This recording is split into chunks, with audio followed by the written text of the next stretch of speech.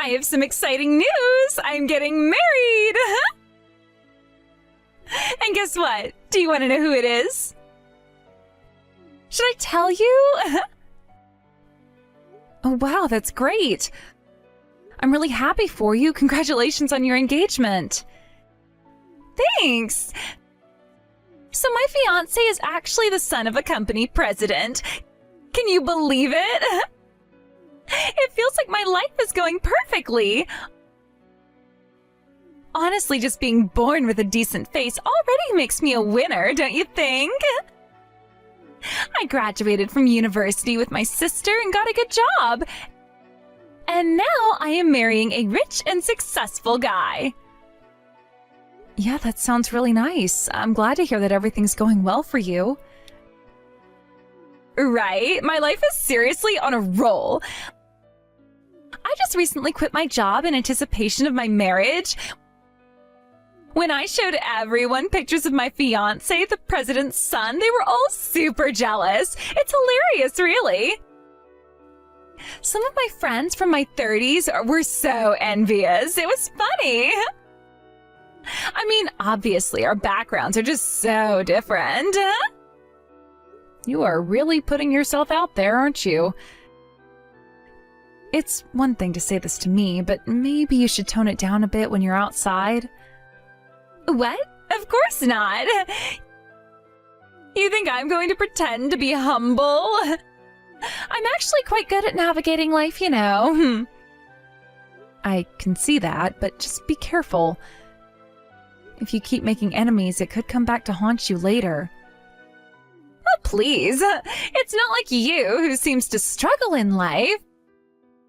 I'm leading a life that's completely opposite of yours, where you had a child young and ended up alone. I haven't had to deal with any hardships at all. Well, that kind of life doesn't necessarily last forever. Especially now that you're getting married, your actions will impact your partner too. It's important to be responsible for what you say and do. Coming from someone who divorced a loser, that doesn't have much weight, does it? I mean, the way people get divorced so easily these days is ridiculous. You should think about the kids. That's something I've always thought about. And honestly, the kid that you had seems a bit slow. Plus, the kid's not exactly a looker either, so it's kind of sad. Gabby, that is way too much. You can say whatever you want about me, but leave my child out of it. Oh, look who's acting all high and mighty now. But seriously, don't you feel sorry for that kid? Having a single mother who dropped out of school, that is something to be ashamed of forever. I would definitely feel inferior about that. You can think however you want, but don't present your values as if they're universal truths or the only right way to live. Everyone carries their own burdens as they navigate life. Your reckless words will eventually come back to bite you. You should really stop acting like a child, spouting whatever comes to mind without thinking. That's hilarious! A single mother without a diploma is preaching to me now? I can't imagine how frustrating it must be for a child to have a mother like that. I'm going to make sure I never turn out like you. Do whatever you want. Oh, by the way, I'm bringing my fiancé over to meet my family soon. He wants to greet our parents, so it's happening. You and your kid better be there too, just to show face. We're technically family now, right? But once I get married, I'll probably cut ties anyway. Wow, do you really have to say all that? Well, that's just how it is. Just promise me you won't show up looking like a mess, okay? Yeah. Are you still not here? I'm already here, you know. Can you hurry up? Yeah, sorry, I'm on my way, so please wait a bit. There was a train delay because of an accident. Huh? Are you kidding me? That's such a pathetic excuse. You should have anticipated that and left earlier. I did leave early, but this happened. I'll figure out a way to get there, so please wait. Oh, this is the worst. As if it's not bad enough that I have to introduce my low-spec sister. Now you're going to be late, too? You're really failing as a person, you know. I said I'm sorry. Whatever, I already told my fiancé that you're just my servant. Huh? What do you mean by that? Do you think I'd hang around with someone like you otherwise? You're a single mom who dropped out of high school. You're just a disgrace to the family. I told my fiancé he could treat you however he wants, like a servant. Wow. If someone introduced me like that, I'd be completely disgusted by them. But whatever, I just got a taxi, so I'll be there soon. I've arrived, but where are you? What are you doing, leaving your fiancé behind? Oh, you got there? Well, that was faster than I expected. I just had some free time, so I went to the convenience store. By the way, did you meet my fiancé? Yeah, I met him. Is he treating you like a servant? You know, introducing yourself as a high school dropout and a clueless single mom. You better kneel and apologize to her right now. Huh? What do you mean by her? And honestly, I can't even keep up with how nonsensical this conversation is. Your logic is a bit lacking, you know, huh? Gabby, what are you talking about? Miley, your sister, is our company's advisor and a super high-ranking executive. She's an impressive person.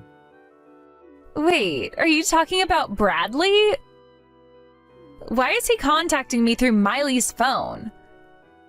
You introduced me as a servant, and I've been looking down on you, so I asked him what was up, and he showed me this message. I'm just devastated to learn your true nature. Wait a minute, I'm completely lost here. You and Miley know each other? Know each other?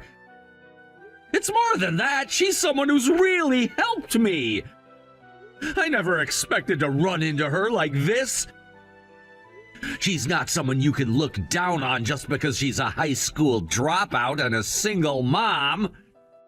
She's worked hard and achieved a lot. Oh, is that so?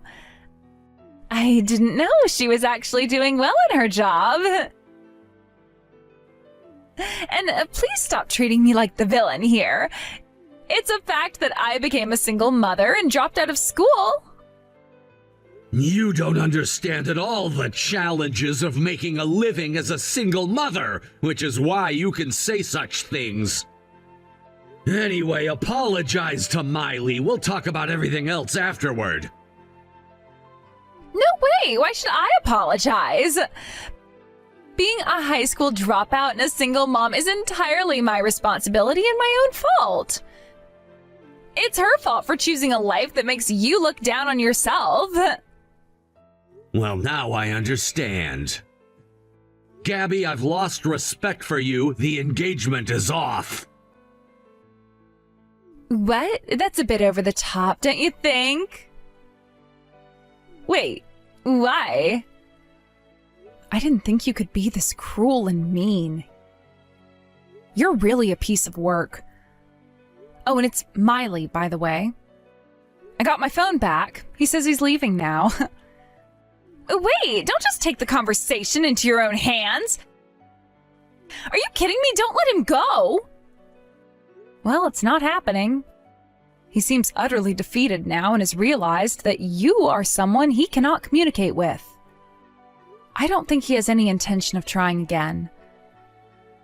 When your values are this different on something so significant, it's impossible to talk about marriage, right? Why? I haven't said anything wrong. How did we end up like this? The fact that you think you haven't said anything wrong is where it ends. Your values and his are too different. You probably tried hard to keep his facade up until now, but after exposing your true self to this extent, there's just no way. This is your fault! If you hadn't meddled, he wouldn't be angry! I get it that you don't want me to be happy in my perfect life, but please don't ruin my life! What are you talking about? If anyone is interrupting your life, it's definitely you. I'm not hindering your life at all. You forgot that you were the one who interrupted mine? I'm not to blame. You're talking about your ex-husband, aren't you? I told you before, it's his fault. He wanted to have a relationship with me because I'm prettier than you. Can you not blame everything on me? You're the one who chose him. Well, I think that myself. That's why I haven't blamed you too much until now. I just can't comprehend how someone would even think about going after their sister's fiancé. It became clear that you lack common sense, and it's pointless to keep talking about things that are in the past. I can't accept that you're doing this to me. You need to fix Bradley's misunderstanding. Take responsibility. Misunderstanding? What do you mean? You're definitely making it seem like it's all my fault. I'm not that bad of a person. I've been trying my best to live my life. No, you come off as pretty terrible to me, and I'm sure Bradley sees you the same way. You seem like someone who's always relied on your privileged background and who's lived without any knowledge of real hardship. It's painfully obvious. What did you just say? Didn't you hear? I told you that being a single mother and making a living is hard work. I don't understand how you can't grasp that, especially since you're her sister and yet he can. Well, it makes sense because his father runs a business that provides services for single mothers. Now that you mention it, I think I remember hearing something about that. See? That's why I warned you that your recklessness would eventually lead to your downfall. Look where we are now. It's turned out just as I predicted. That's why I told you to be careful. This is ridiculous. I'm already engaged and set to leave my job. I can't believe he's calling off the engagement. Well, that's between the two of you. I won't get involved, but honestly, he's too good for you. You two are just not a good match. Shut up! I am getting married! If you're not going to help, then stay out of my life. I mean it. I'm cutting ties with you for good. All right, fine. To be honest, that works better for me too. Let's do that. Miley, I'm truly sorry for showing you such an unpleasant side. No, I mean, I'm really sorry for dragging you into our issues. I never imagined it would turn out this way. I apologize for the trouble. No, I should be the one apologizing. My sister was the one causing you trouble. You must have been so shocked. Yes. Honestly, I was so shocked I could hardly believe it. But after Miley showed me the messages, I had no choice but to believe it. I'm really grateful that I learned the truth about her before we got married. I agree. I was also relieved that I happened to meet you at the time when Gabby wasn't around. If she'd been here, you probably would have witnessed an ugly argument between sisters, which would have been unpleasant for everyone involved. And it's just a shame that you came all this way to formally meet with the family to announce the engagement. Oh, no, not at all. Honestly, if I had seen any kind of argument between you two, I probably would have been even more certain about my decision to end things with her. I'm grateful I could talk to you like this without her around. I'm glad to hear you say that. But I can't help feeling somewhat responsible for getting in the way of your engagement like this. It's just a little hard to ignore that the two of you were so close to getting married, and I feel somewhat responsible for ruining that. No, really, you don't have to feel that way. Actually, truth be told, I already had some doubts about marrying her. It's a bit of a separate issue, but now that I've seen her true nature, I realize it's better that I learned this now than later. Oh, wait a moment. You were feeling betrayed? Yeah. When I found out what she really thought about people around her, including her own sister, I started piecing things together. The way she talked about her own family, her own sibling with such disrespect. It made me question if that's how she would one day talk about me, too. She seemed to have no empathy or care, and her attitude was just so cold-hearted. I've been in relationships before, but I've never experienced this kind of malice, I guess. I understand. Gabby's always had her strong opinions, but it's shocking to hear how far she's gone. You're absolutely right to take it seriously. No one should have to put up with such behavior, and I'm sorry you even had to experience it in the first place. Hearing you say that makes me feel reassured. I feel like I've made the right choice. Your support means a lot. I feel like I'm finally seeing things clearly. You're very kind. I'm sorry things turned out this way, but sometimes these challenges can be blessings in disguise. It takes strength to see what's real and make the right choices. If I can help in any way, don't hesitate to reach out. I really appreciate it, Miley. Knowing someone like you was part of her family was what kept me hopeful for so long. I'm sorry things turned out this way, but honestly, I feel a lot lighter. Thank you for being so understanding.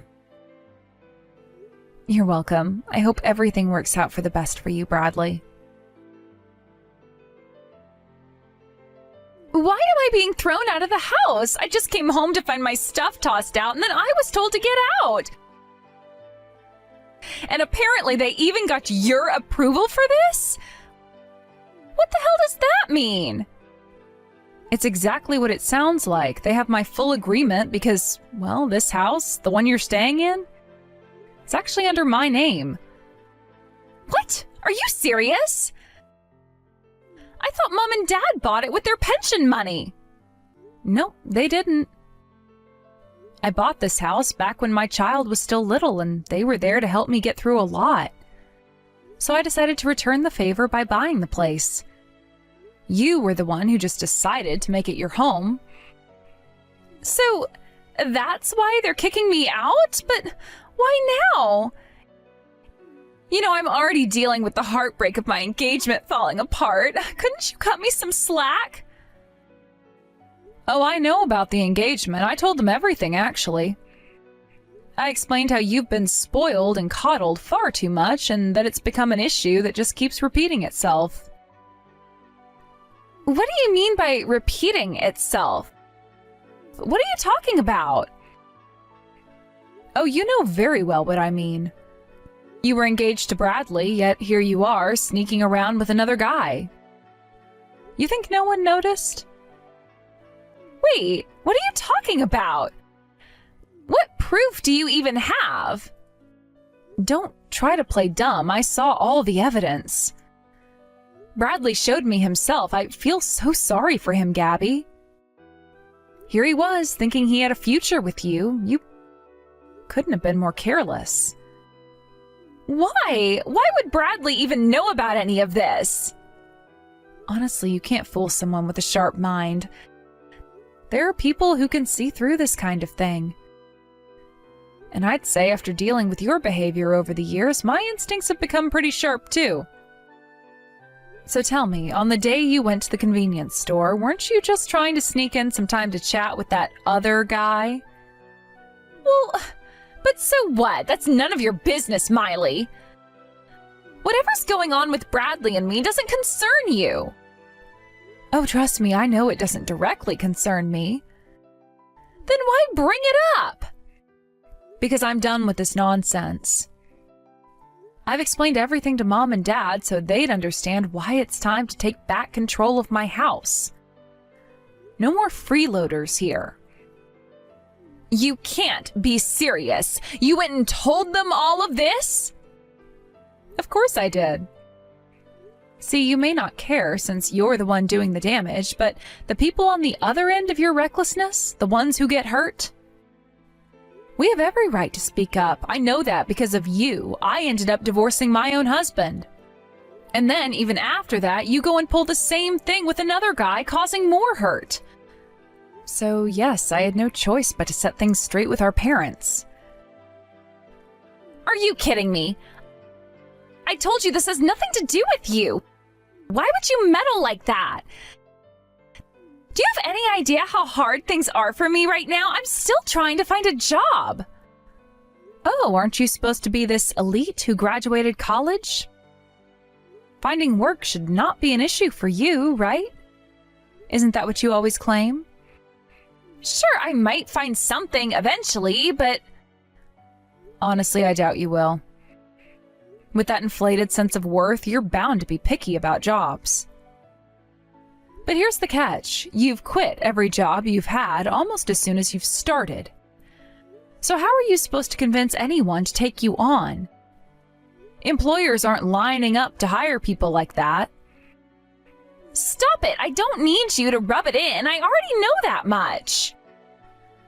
Well, get ready because Bradley told me he's planning to sue for damages. So I hope you're prepared to face the consequences of your own choices. What? Sue me? For what? You two were engaged, right? He has every right to seek damages. This is your reality now, so buckle up. No, wait, no way! I don't have that kind of money! I don't even have a place to live now! Miley, come on, please say something to him! I'll apologize for everything, just let me come back home! No, you think I'm your servant? Helping you out after everything you've done would make me nothing more than your personal doormat.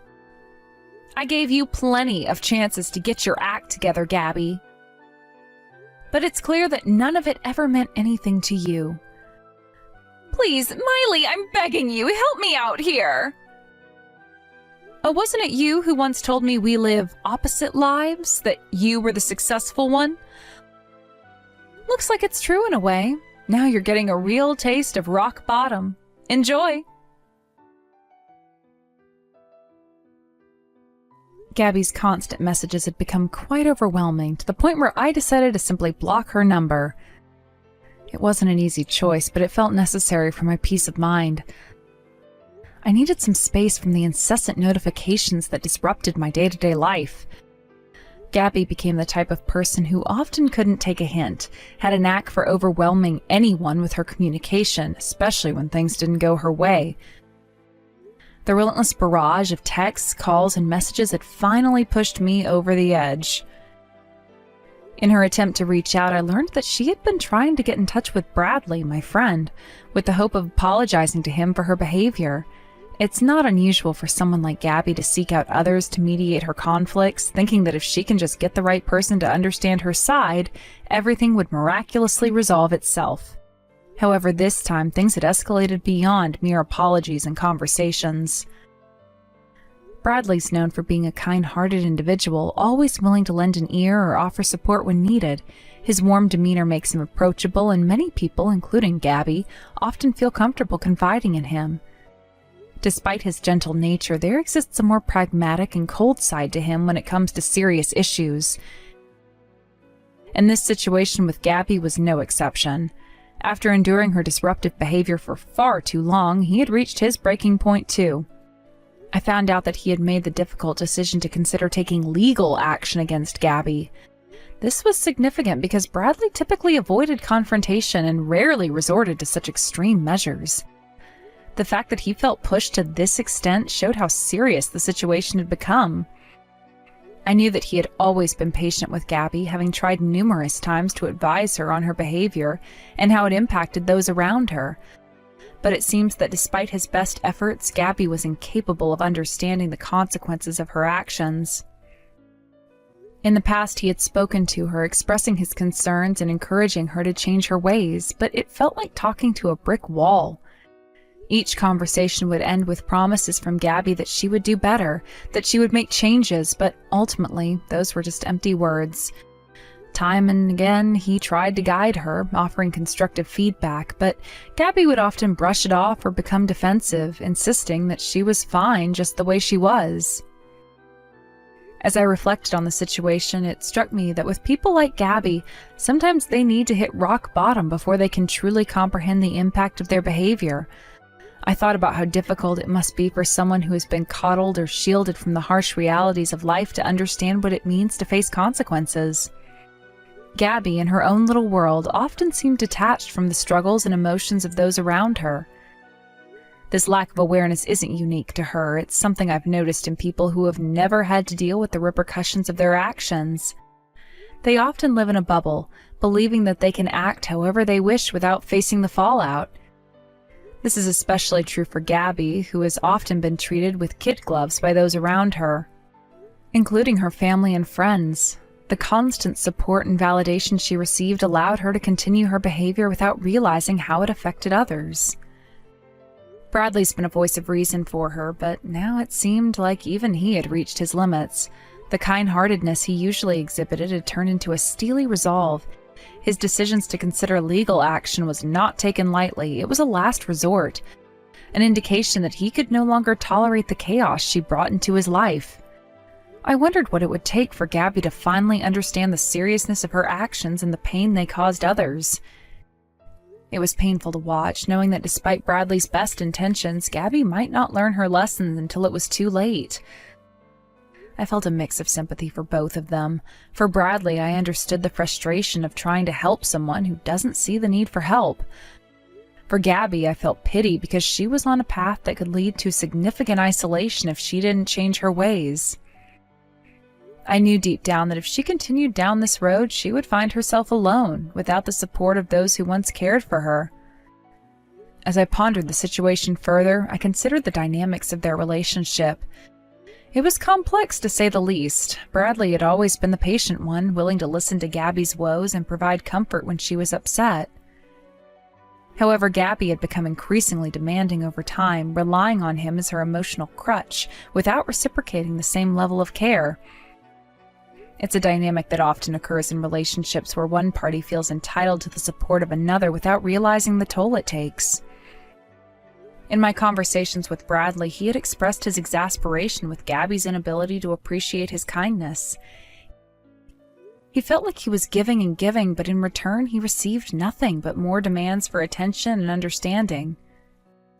I could see how this had begun to wear him down, leading to his decision to take a stand against her. Even as I contemplated all of this, I couldn't help but think about the moments that defined their interactions. There had been times when Gabby was genuinely sweet and caring, but those instances seemed few and far between compared to her more demanding and inconsiderate behavior. I wondered if she was capable of change or if she would continue to spiral further into her self-centered ways. Bradley had tried to remain hopeful throughout their friendship, believing that there was a part of Gabby that could recognize her shortcomings and make an effort to improve. He would often recount moments where she showed potential for growth, moments where she demonstrated empathy or kindness to others. But those instances were always overshadowed by her more manipulative and attention-seeking tendencies. It was as if every step forward was followed by 2 steps back, and it left Bradley feeling exhausted and defeated. Ultimately, it was a difficult lesson for both Bradley and Gabby. For Bradley, the lesson was about setting boundaries and knowing when to say enough is enough. For Gabby, it was a harsh awakening that her actions had consequences and that she couldn't always rely on others to pick up the pieces for her. The road ahead would be challenging, and it would require both of them to confront the truth about their relationship and their respective roles within it. As I continued to reflect on their dynamic, I couldn't shake the feeling of sadness for what might be lost. There was a time when Bradley and Gabby shared a bond that was genuine, filled with laughter and support. But now that bond was strained to the breaking point, and I feared that the damage done could be irreparable. It was painful to see two people who once cared for each other reaching the point of no return. In the days that followed, I kept in touch with Bradley, hoping to provide him with the support he needed during this tumultuous time. I could sense the weight of the decision he faced pressing down on him. He was caught between his natural inclination to help others with the realization that he had prioritized his own well-being. It's a conflict many people experience when they care deeply for someone who continuously drains their emotional resources. Bradley began to open up more about his feelings, and I listened carefully as he navigated the complexities of the situation. He expressed his disappointment not only in Gabby, but also in himself for allowing things to get this far. He wondered how he had managed to get to a point where he felt he had no other option but to consider legal action. The guilt weighed heavily on him, even though I assured him that he had done everything he could to help her. I encouraged him to reflect on his own needs and to recognize that it was okay to prioritize his mental health. After all, he couldn't pour from an empty cup. I reminded him that his feelings were valid and he had every right to protect himself from emotional turmoil. It was a long and difficult conversation, but I hoped it would provide him with some clarity as he continued to grapple with his decision. Meanwhile, I also thought about Gabby and the path she was on. I couldn't help but feel a sense of foreboding for her future. She was caught in a cycle of behavior that seemed to lead only to isolation and regret. I wondered if there would ever come a time that she would reflect on her actions and see the damage she had done to her relationships. It was troubling to think that she might continue to live her life oblivious to the chaos she caused. There was a part of me that hoped she would eventually reach out for help, that she would realize the importance of self-awareness and change. Perhaps hitting rock bottom could serve as the catalyst for her transformation. But I also knew that change had to come from within, so no amount of external pressure could force someone to grow if they weren't ready to do so. As I considered the broader implications of this situation, I reflected on how often we encounter people like Gabby in our lives. Individuals who struggle to take responsibility for their actions, who navigate life without considering the impact they have on those around them. It's a harsh reality that many of us must face, and it can be incredibly disheartening to watch someone spiral downward, seemingly oblivious to the consequences of their behavior. The situation with Gabby and Bradley served as a reminder of the importance of boundaries in relationships. It highlighted the necessity of recognizing when someone's behavior becomes detrimental and knowing when to take a step back for the sake of one's own well-being. Sometimes love and friendship aren't enough to sustain a relationship. Sometimes tough love is required to bring about change. As I continued to support Bradley, I hoped he would find the strength to follow through with his decision, whatever that might be. Whether he ultimately chose to pursue legal action or find another way to address the situation, I wanted him to feel empowered in his choice. It was important for him to understand that he had agency over his own life, that he didn't have to tolerate behavior that was harmful to him. In the end, I hoped that both Bradley and Gabby would learn valuable lessons from this experience. Whether they realized it or not, for Bradley it was an opportunity to assert himself and prioritize his needs. For Gabby, it could be a wake-up call, a chance to reflect on her behavior and consider the changes necessary for her to build healthier relationships moving forward. Life often presents us with challenges that test our resilience and force us to confront uncomfortable truths. The situation was no different. I knew that whatever the outcome, both of them would be forever changed by the experience. It was a bittersweet realization, but it also gave me hope. Because sometimes, through the struggles and heartaches, we find the strength to grow, to evolve, and to become better versions of ourselves.